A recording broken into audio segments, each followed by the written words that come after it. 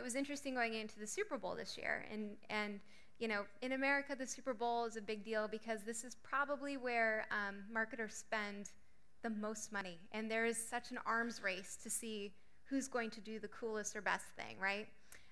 It was interesting and great for us to see that going into this year's Super Bowl, 50% of the advertisers used a hashtag within their commercial.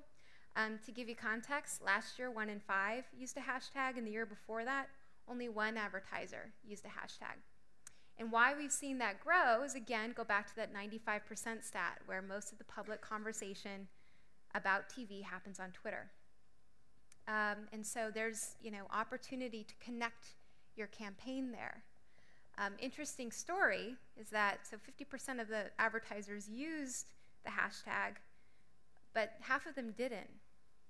And there was one ad during the commercial that really resonated with people. We saw it sort of spike in tweets as people were watching it. And it was this iconic ad featuring different farmers around America. And the truck was sort of the hero of the ad. And you heard this great voice saying over and over again, God made a farmer, God made a farmer. And it was really poetic. And people thought it was great. And so people were tweeting about God made a farmer, because that's what they kept hearing throughout the ad. And there wasn't a hashtag at the end. Well, the name of the campaign was actually Keep Plowing. And that's fine. People don't necessarily need to know the name of a campaign, right?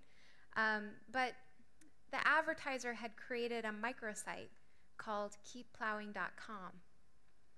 And people didn't remember it. So they didn't go to it, not from watching the commercial, right?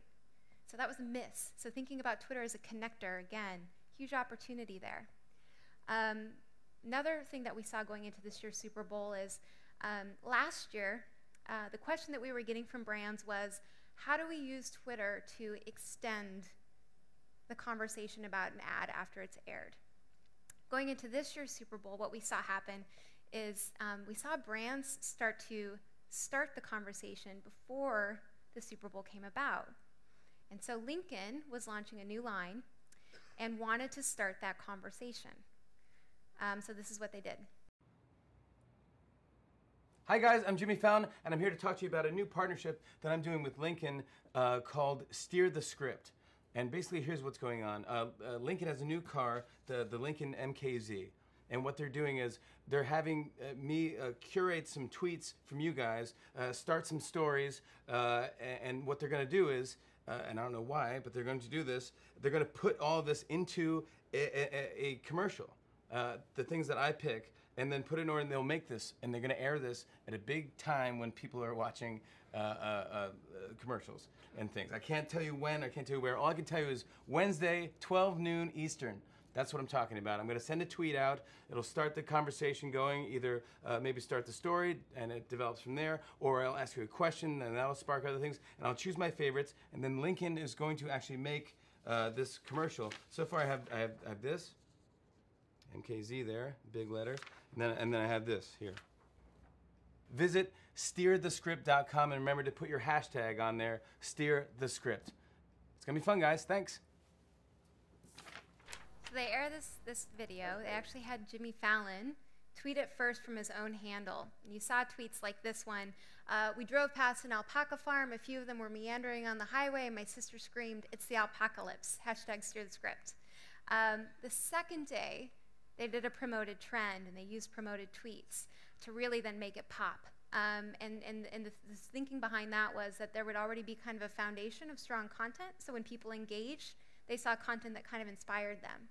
And so they started to build the conversation and actually anticipation for what the final ad would be weeks before the Super Bowl started. They conquested the audience before other brands even got there. And this is the final ad.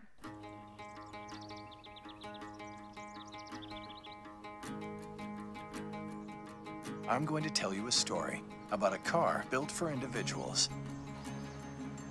But the story is driven by you with actual tweets you sent to Jimmy Fallon. Here goes. Adina was going to someone else's wedding. Girl, today's your lucky day. She picked up a German hitchhiker who came to America to study farming. How charming. Discussing their mutual love for sweaters. they drove past an alpaca farm. It's the alpacalypse! Then they got stopped by some turtles crossing the road, next to some guys with a PhD in leather. Ooh, soft. And then they drove through a movie set in Palmdale, ruining the best performance of an alien ever. Really? Ah, the tweets and turns of life. You may be surprised where they can take you.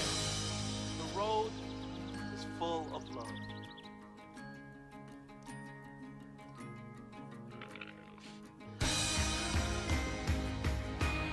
This was a story that started with you, because luxury always should.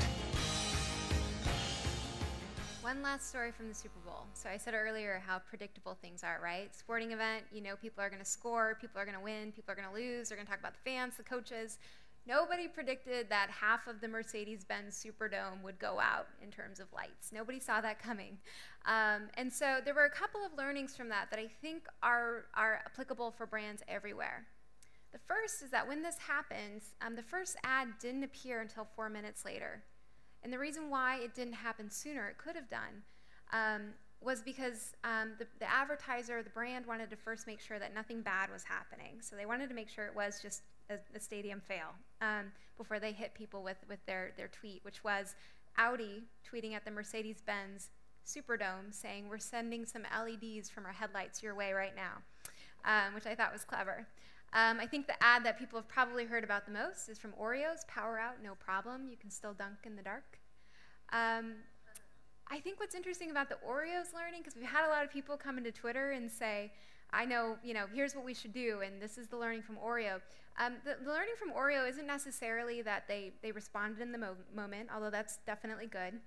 It's not even that they had a SWAT team in one room together during the Super Bowl of their brand and their creative and their media and their lawyers so that they can knock this out.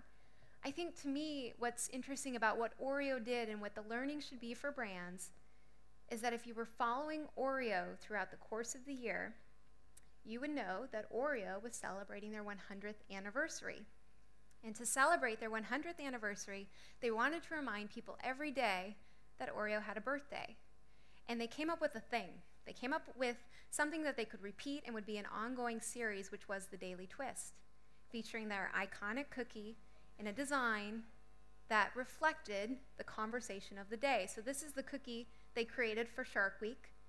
And this is the cookie that they created for Mars rover landing, saying, "We come in peace with Oreo cookies." I think it's maybe my favorite tweet of last year. So that when the Super Bowl moment came, they already had their thing. They knew what they were going to do. They had the muscle memory built up so that they could knock it out and be absolutely on brand and on message with what they're about. We just met with the VP of Global Media for Mondelez, which owns Oreo, and they tracked Twitter and sort of the impact of the programming that they did there, and they're giving Twitter credit for giving them an increase of 10% of sales from last year. It didn't happen just because of the Super Bowl moment. It happened because they'd been working all year long to build a steady cadence of conversation.